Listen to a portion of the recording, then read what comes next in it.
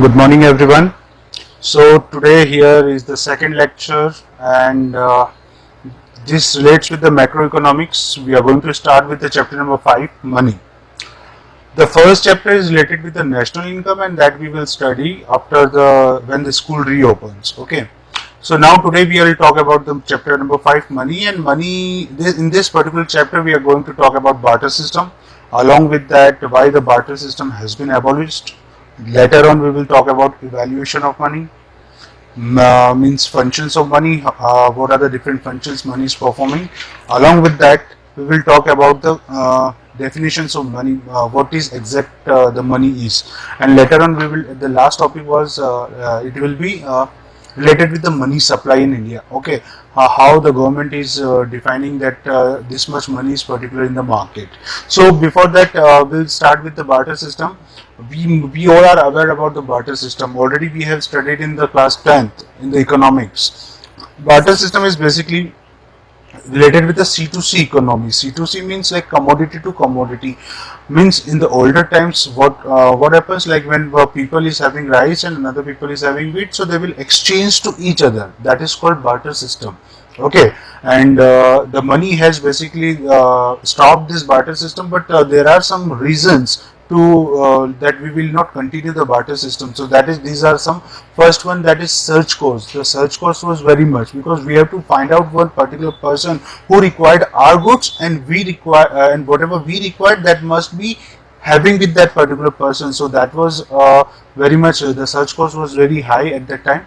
And this utility of waiting, we have to wait for that. Okay, and the main problem, the main thing was the lack of double coincidence of wants. That was not possible, because it's not possible that always we are finding that particular person who wants our thing, and he's having at the same time the thing which is required by us. Okay, and the lack of divisibility, that is also matters, because lack of divisibility is like that. Suppose you have a horse, or suppose you have a scooter, and you want 10 kilograms of sugar, and like that, so you cannot exchange the scooter in comparison to the 10 kilo sugar. Okay, because you cannot remove one tire from the scooter and give to that particular person, then there is no utility of the scooter is also there. Okay, so these are some basic things through problems are there, so that we have to remove the barter system. Okay, along with that, some more points are there, like we cannot store the goods for the long time. Along with that, deferred payment was not possible. These are some things are there. Then later on we will talk about this, that is evolution of money. This is the second topic of this evolution of money. Basically the money, how the money started in India, and what was the form we are using. Commodity money, first was the commodity money. In the commodity money, we have seen that cowries are there, she sales are there. These are, and the goods are exchanged from one person to another person, and we are paying cowries, and then we are taking some goods from another person. Then later on, after the commodity money, metallic money came into the market. Metallic money includes metals, coins, silvers, gold coins are there. These coins were prevailing at the time in the market, but after that, government has to stop that gold, silver coins. Why? Can any student is knowing the answer of that? Yeah, already have told you in the class 11th also for that same thing. Okay, the metallic coins were, or the metallic money was removed from the market, because what the people are doing, the people are collecting the coins from the market, and they are melting them, because after melting them, when they are selling the raw product, or that waste product in the market, they are getting more money, because the coins were made of silver and gold. And if they are putting that particular coin in the market, it will give them the value of only 1 rupee or 2 rupee. But when they are melting it and selling it into the market, it will give the value to them to rupees 50 and more than that. So government has totally stopped this metallic money. Later on, we will talk about the paper money. At present, what we are using it, notes and coins, all the notes and all different kinds of coins, these are issued by the government of India, along with the RBI. Okay, all the notes which are prevailing in the market, other than the one rupee note, are printed by RBI, and all the coins and 1 rupee note is printed by the government of India, Ministry of Finance. Okay, the later on, The next point will come is plastic money. Plastic money is also introduced in the market, and now also we are using credit cards and debit cards. Okay.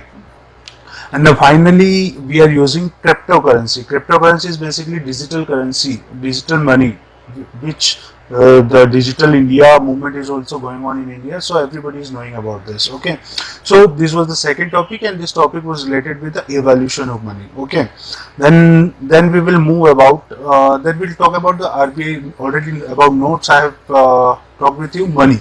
What actually is money? Money is a medium of exchange. Money is actually medium of exchange. It's commonly accepted as a medium of exchange. So money is what money does. Money actually वो है जो money का काम करती है. So basically these are some definitions which is already given in the books, and I will let you know for that also. I'm sending you some notes for that. So you just go through that. Later on, if we talk about T.R. Jain VK Ori book, here also some notes are given for you. The same thing. Meaning and evolution of money. Here also the same thing are given, origin of money and all this. Stored. Okay, now next we'll move to the barter system. But basically the barter system is not part of the syllabus already, because before teaching the money we must know the barter system. Okay, and drawbacks already we have seen that the barter system. Okay. Now next, forms of money. This is very important. So forms of this particular forms of money, I will continue with the next video, because this particular video is too long. Okay, thank you. Yeah, hello everyone. Okay, so again this is the second part of that forms of money we were talking about in the last video. Now we will start with the forms of money. It's very important. On this particular topic, the question will come: fiat money or fiduciary money, full-bodied money or credit money. The fiat money, fiat is also known as legal tender money, or fiat money, the money which is authorized by the government of India, the law of land, the authority of government. It is issued by them. It is known as fiat money. Fiat means just simply which is accepted by the government, which is authorized by the government, and we all are accepting that particular money. That is called fiat money. And fiduciary money is basically the money which is based on the trust or any other things, like if we talk about the negotiable instruments like checks, drafts and all this, these are the examples of fiduciary money. Fiduciary means something which is based on trust. Okay, I'll give you a different example for that. Okay, if we talk about the India, all we have seen that the Nepal's border is attached with the India, so attached with the Bihar state. Okay, in that particular state, the Bihari people will go to the Nepal, and Nepal people will come to the India in the Bihar, and they will buy goods from each other, but they are not giving the money of that particular require. If suppose like Nepal people will come to Bihar and are asking for some goods, so what they are doing, they are giving their Nepali currency or Nepali rupees to Indian people, and Indian people are accepting, because they know they can also go there and they can use that particular money in that particular country. So they are accepting on the basis of trust. So that is in the same way. This is known as fiduciary money. Full-bodied money is what? Full-bodied money is money. Okay, it is the money in that the monetary value, or we can go just in the definition, just see that. Full-bodied money refers to the money in the terms of coin whose commodity value is equals to money value, as well as these are issued when they are issued. Okay, for example, if we talk about, you have 1 rupee coins. If you go into the market and buying the goods of that particular 1 rupee note, okay, 1 rupee coin, so they will give you the worth of or goods of that particular 1 rupee, and if you melt that 1 rupee coin and asking for and selling that scrap into the market, then also you are getting 1 rupee or less than that. So that is called full-bodied money. Means you know that monetary value and non-monetary value both are the same. Monetary value is also 1 rupees and non-monetary value is 1 rupees or less than that. So that is known as full-bodied money. Okay, legal tender money is also there. This is not given in that. So legal tender basically means which is authorized by the government. In India, there are 2 different type of legal tender monies are there.